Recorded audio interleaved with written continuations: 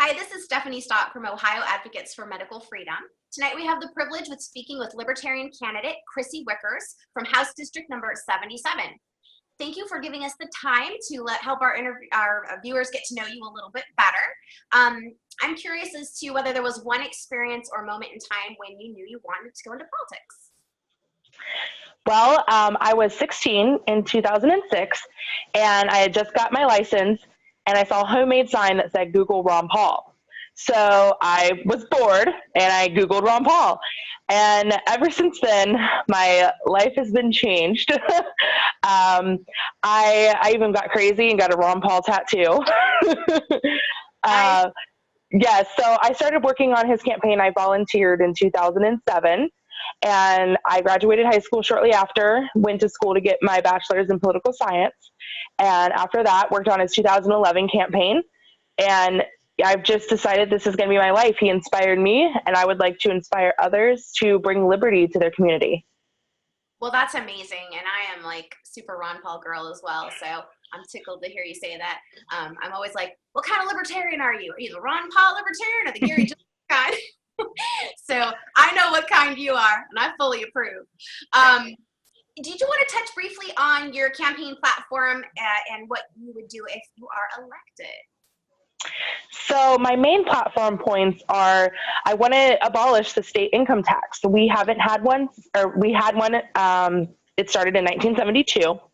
And before that, we still had roads, we still had hospitals, and they just need to cut spending where all the wasteful spending is and put that into infrastructure instead of stealing it from my paycheck. We also want government transparency. We want to put the checkbook is online. However, there's a $3 billion section that says other. We want to find out what that other is and tell people what that other is, because we as citizens deserve to know where our money is going. So third, we want to cut the legislature from full-time to part-time. We're one of 10 states that have a full-time legislature. It's much better, and it's running way smoother in other states that have part-time. Currently, they are debating a dog, what our state dog should be, in a committee right now. And I think that they have too much time on their hands, and maybe they should go and get a real job, and this should be a part-time job. We also want to cut their pay from $60,000 down to $30,000 to go along with that change. Yeah, well, that would certainly help get rid of a lot of the career politicians, because they're probably not going to want to work for $30,000 a year. So that might drive them to actually get out there in the workplace and see what it's like to be a real person. Yeah. And succeed and survive with your family. So I think those are amazing, fabulous ideas. Do you have an issue that's most near and dear to your heart? So my personal favorite cause that I participate in, I'm an environmentalist. And I know it's weird, right? A libertarian environmentalist? What? But I'm a free market environmentalist. And what that means is I want to get the government out of it. The government is our biggest polluter. They're giving all these subsidies to factory farms, which is killing our environment. And not only killing our environment, it's killing our health. I was an organizer for March Against Monsanto for quite a while, and I'm super anti-GMO, and I just think that if we stopped paying them to grow GMOs, we can nip this problem in the bud, no pun intended. You're dead on. People have no concept of what subsidies do. They think they're living in, they don't understand corporatism. They're like, oh no, capitalism is terrible. I'm like, we haven't had capitalism for like decades and decades, and people, it doesn't resonate with people. They don't understand that.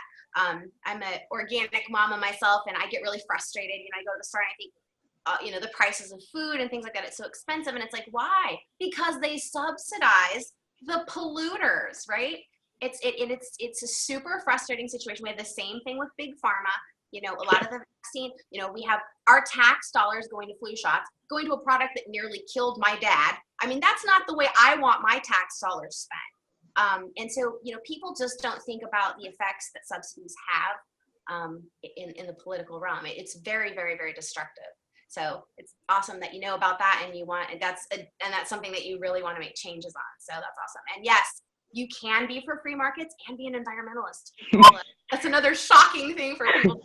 But like libertarians are so awesome because it's like the best of the Republican Party and the best of the Democratic Party, and put that together, and you flourish as a nation. So now I'm not speaking for OAMF. This is my personal, because we're we don't have a particular stance, but for me as an individual, I'm definitely 100% on board with you.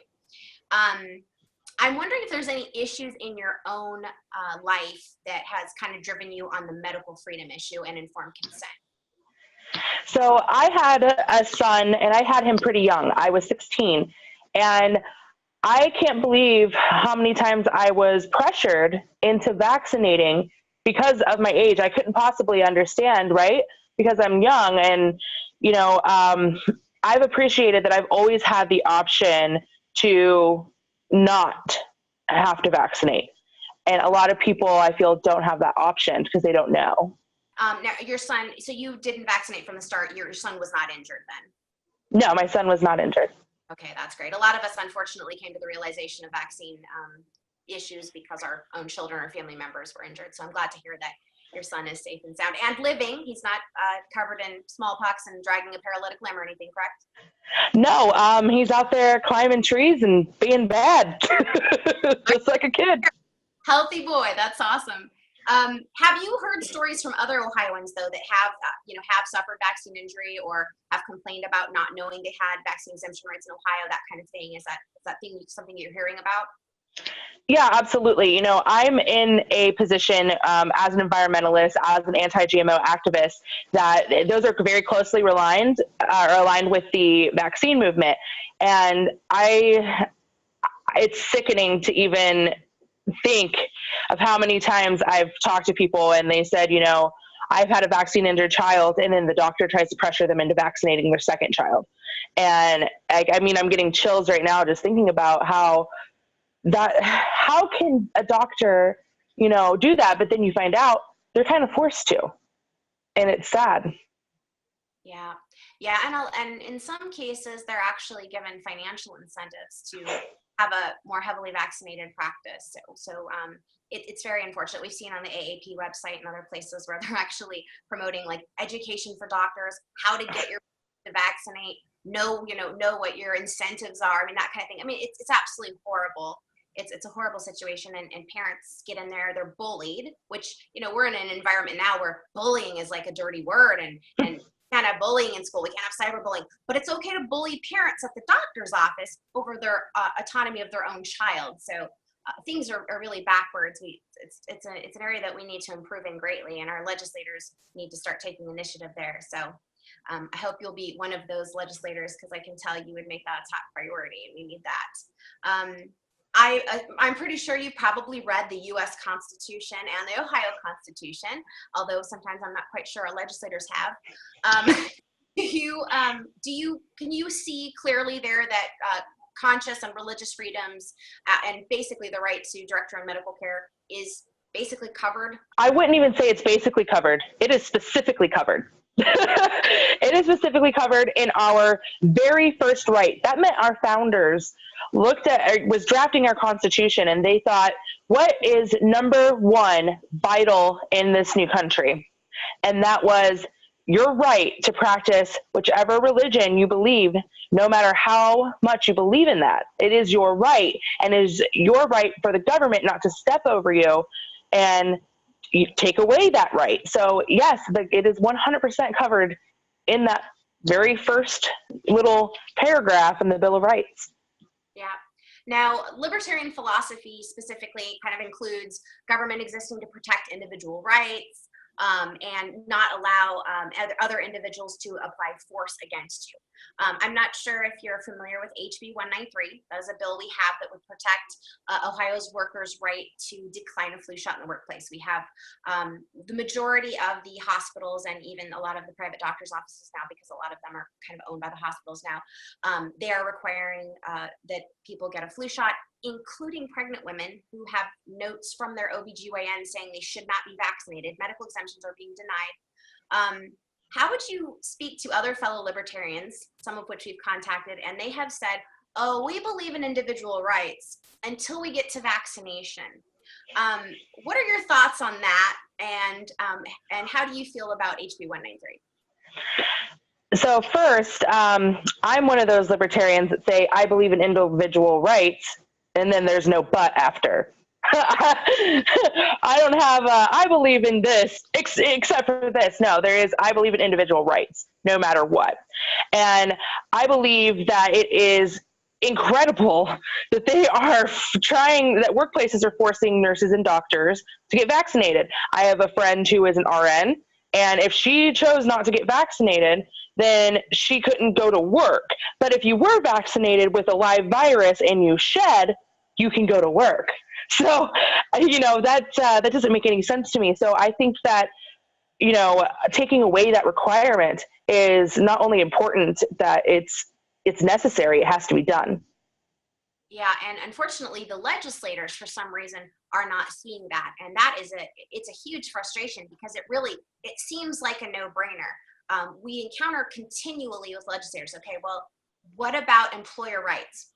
Well, yeah, we support employer rights. Employer rights are very important, but they don't have a right to the inside of my body. And I don't know why this is such a complicated issue for legislators to understand. You obviously understand it. Do you talk with other people, other candidates that don't get it? And do you have any thoughts on why it's so difficult for them to get? I have talked to people, and of course, you get even people that are libertarians, like you say, and they say, but it helps you, and it's going to save the children. Regardless, let's pretend that was true. Let's just pretend years of the opposite being true. Let's just pretend that's true, that it helps.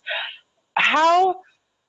That does not matter. You cannot force something into my body. And even with employer rights, there is a but after employer rights. Yeah, I believe in employer rights, but and until it gets to my individual rights, because those rights top everything. You can't, a doctor can't say, or the government can't say, chug this bottle of gasoline or you can't work here.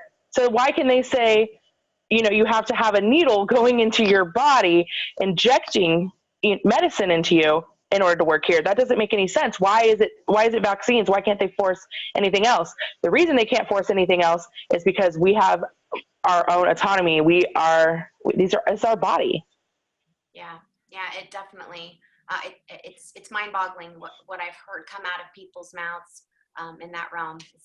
It is. An issue that we come up against a lot is organizations influencing policy, trade organizations specifically. Do you have any opinions on the effects of that? I'm sure you do. Well, in principle, like let's think, if we're logically thinking about the situation, yeah, I probably want a scientist to help me with science things. I'd want an educator to help me with education. However, they're pushing for regulation. These are lobbyists that are on behalf of these, different organizations that are pushing for legislations to give them more money. It's not for the betterment of anyone else. They're not representing, I don't see any citizen groups up there. I see, I see American Medical Association, but I don't see American Citizens for Medical Freedom, because they don't have the money to go up there against these other organizations. And so American Medical Association, they're not fighting for me. They're fighting for the pharmaceutical company. That's their job. So I don't want anyone up there being able to pass legislation against my body that is just a money grab. That's not what they're supposed to be there for. So in principle, I can understand why, okay, yeah, you'd want a policy expert to handle this, but in reality, that's not how it works. They go up there and they try to get their organization and their clients the most money.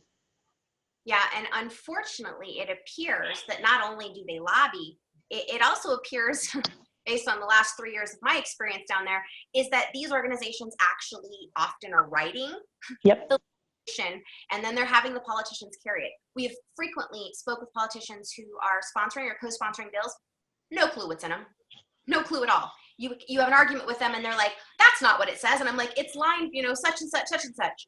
Oh, well, I don't need to read that. I've already been told what it says. And even in hearings, we're having lobbyists answer questions about the bill.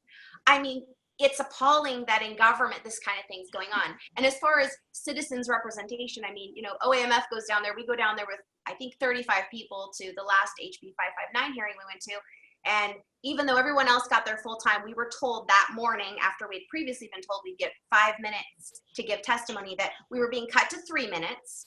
And we were basically gavelled the second our 3 minutes was up. We were told, you're at 2 minutes and 20 seconds. 2 minutes, 45 seconds. I mean, it was absolutely appalling. We had moms in there. They were crying, telling their vaccine injury stories, and they were being told they had to move on. It's the next person's turn. Do you think those lobbyists had a time limit? No. And the difference is because they have money and we don't.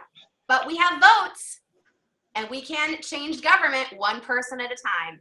So on that note, I would like to encourage everyone to get their rear ends down to the voting polls on November the 6th. Remember medical freedom and the important issues that is. And also you can use our online tools so that you can find which candidates are verified candidates, the ones that represent your needs as a parent for parental rights and vaccine choice. And of course, Kryssi is one of those people. So if you're in her district, I encourage you to get down there and vote for her. Did you have any closing statements that you'd like to give? Any last little bit of advice to our group or people that maybe want to make a difference down in Columbus? Well, I have a unique experience. I worked for Citizens for GMO Labeling, and I got to go to DC often to try and be that citizen lobbyist that created change. And, it was hard. We had the same kind of experience you did. We got locked out of a room that we were supposed to be testifying in, and they do that all the time. And, it's discouraging. It's like, what are we going to do? But you know what it did for me is, okay, clearly I have to fight harder, because we're not fighting for money for a corporation. We're not fighting for that kind of legislation. We're fighting for our children. And that is the most inspiration that you can get. So no matter how hard it is, and every time you show up and you spit in your faces, go back, just put on a spit guard and do it again, because you have to keep going. So we all have to be involved in politics. We all have to be involved in this change, and we just got to keep showing up and show them that we're not going to give up, no matter how many times they lock the door or gavel us at the end of our time. Yep, persistence is key, and we just won't go away until they give us what we want and what we deserve under our Constitution. So press on, carry on. Thank you so much, Kryssi. I appreciate your time tonight. Thank you so much, and I really hope that we see you in Columbus after November. Thank you. I appreciate your time.